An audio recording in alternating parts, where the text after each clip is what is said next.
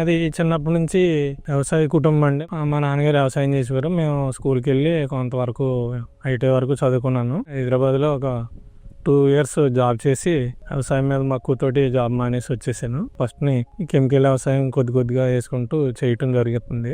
ఆ కెమికల్ ఎక్కువైపోయి కొంచెం మా నాన్నగారు హెల్త్ ఇష్యూస్ రావడం వల్ల నేను కొంచెం ఆలోచించి కెమికల్ మానేసి ప్రకృతి వ్యవసాయం స్టార్ట్ చేసిన జరిగింది 2016 నుంచి.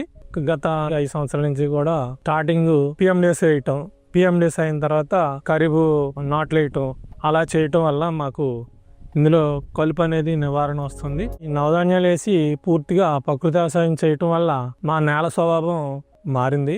తడులు కూడా బాగా తగ్గడం జరిగింది. దుబ్బుకి పిలకల్లో సంఖ్య గణనీయంగా పెరిగింది. అలాగే ఈ వరిచేను చుట్టూ మేము 4 మీటర్ల వెడల్పు గట్టు తీయటం జరిగింది. 4 మీటర్ల గట్టు చుట్టూరు కూడా అన్ని రకాల పండ్ల మొక్కలు వేయటం జరిగింది. దాని మీద మేము సీజన్లో మేము క్రాప్ తీసుకోవటం, మా ఇంటి అవసరాలు తీసుకోగా బయటది మార్కెట్ చేయటం, అలాగే మా చెట్లు గడికి వచ్చి మా చేలకు వచ్చి పట్టిపోతారు. మాకు మిగిలింది సుమారుగా మాకు ఈ గట్ల మీద పండ్ల మొక్కల మీద మేము దగ్గరగా 40,000 వరకు కూడా ఆదాయం తీయటం జరుగుతుంది ప్రతి సంవత్సరం కూడా. ఇప్పుడున్న పరిస్థితుల్లో మన వాతావరణాన్ని బట్టి ప్రతి రైతు కూడా ప్రకృతి వ్యవసాయం అనేది కంపల్సరీ చేయవలసిందే.